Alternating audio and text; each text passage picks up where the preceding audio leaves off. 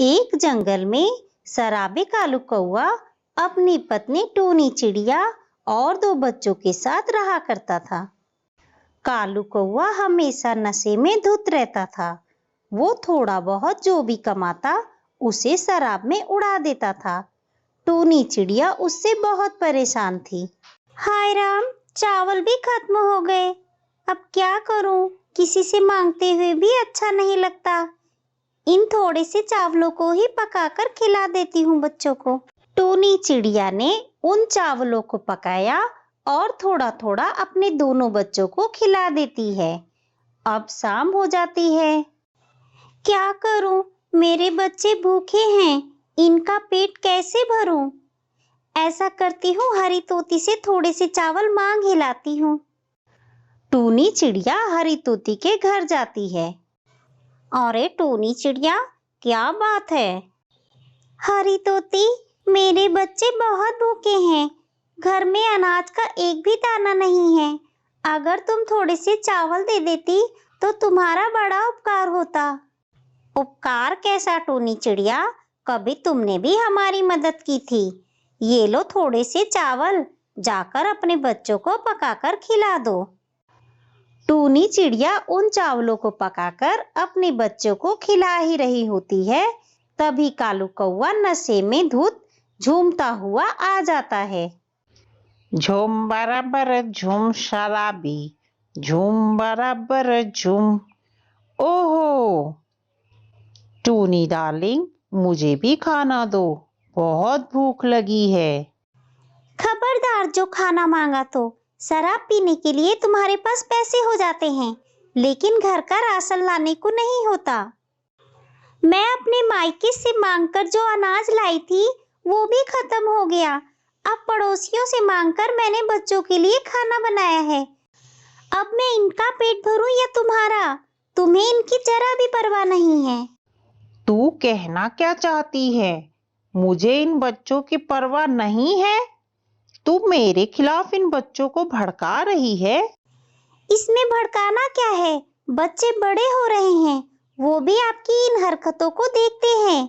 कमाकर बच्चों का तो पेट भर नहीं सकते, तो इन्हें पैदा ही क्यों किया? कालू कौवे ने टूनी चिड़िया को एक थप्पड़ जड़ दिया। साली, मैंने खाना मांगा था, भाषण देने लगी। सारा नशा उतार कर रख दिया, अब फिर से पीने जाना पड़ेगा। वो फिर से चला जाता है। टूनी चिड़िया रोते रोते अपने भाग्य को कोसने लगती है। हे भगवान, ये कैसा नसीब है मेरा। शराबी पति मेरी तो कोई परवाह करता नहीं, इन बच्चों को भी नहीं देखता। अगली सुबह टूनी चिड़िया बचे हुए चावलों को अपने बच्चों को खिलाकर काम ढूंढने निकल जाती है। ये शराबी खुद तो कुछ करेगा नहीं, मुझे ही कुछ करना पड़ेगा। घर के बाहर उसे एक सूखा हुआ पेड़ दिखाई देता है। अरे, ये पेड़ कितना सूख गया है, इसमें पानी दे देती हूँ। फिर वो मुखिया हरिया तोते के घर जाती है। मुखिया जी, क्या मुझे कोई काम मिल सकता है? मैं सब कुछ कर सकती हूँ। मैं बड़ी ही उम्मीद लेकर आपके पास आई हूँ।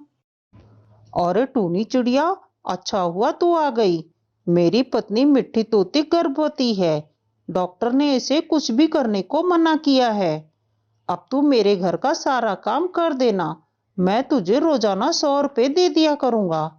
आपकी बड़ी मेहरबानी मुखिया जी। टूनी चिड़िया हरिया तोते के घर का सारा काम कर देती। बदले में हरिया तोता रोज उसे 100 रुपए दे देता। उन पैसों से वो घर के लिए राशन खरीद लेती।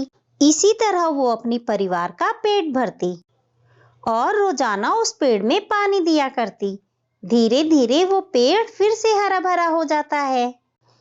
एक दिन कालू कौवे ने हरिया तोते के घर जाकर खूब हंगामा किया।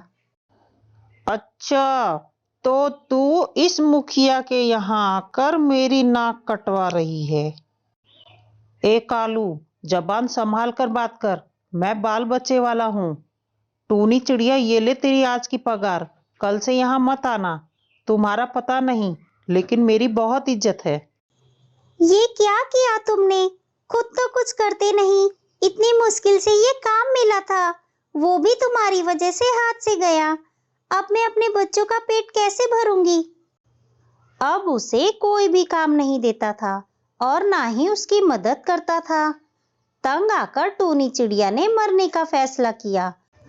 तभी उस पेड़ ने, जिसे टूनी चिड़िया ने पानी दिया था, उसने कहा, रुको टूनी, ये गलत है। तुम्हें अपने बच्चों के बारे में सोचना चाहिए।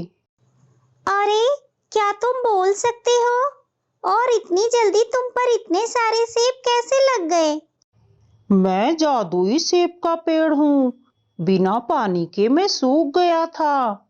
तुमने मुझे नया जीवन दिया है। तुम मेरे सारे सेब तोड़कर ले जाओ।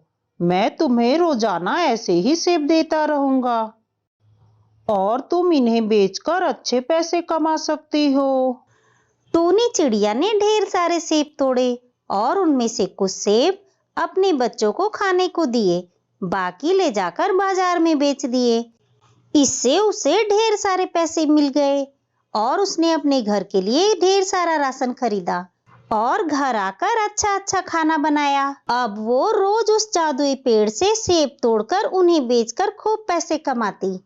एक दिन, अरे, तेरे पास इतने पैसे कहाँ से आए?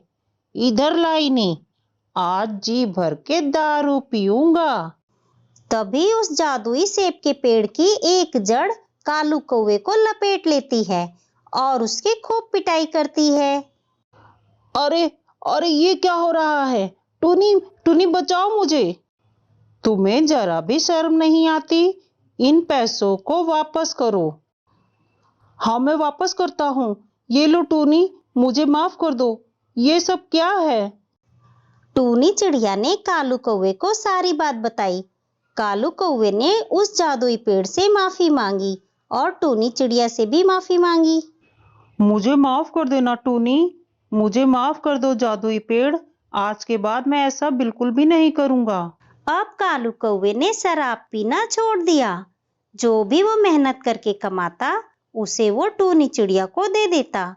टूनी चिड़िया भी उस जादुई पेड़ से सेब तोड़कर बेचा करती। अब उन्हें किसी भी चीज की कोई कमी नहीं थी। वो अपने दोनों बच्चों के साथ खुशी खुशी रहने लगी।